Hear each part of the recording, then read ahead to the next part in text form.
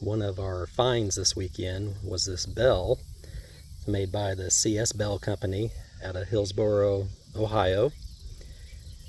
It's a number 3. I believe it to be made between 1875 and 1882. They would have used these for churches, schools, or just farm bells.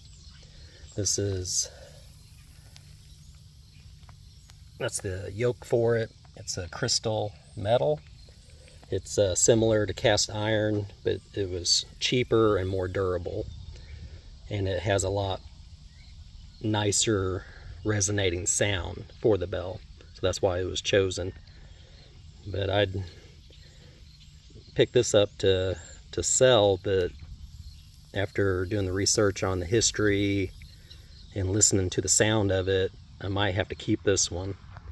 I'm going to try to ring it for you so you can hear it.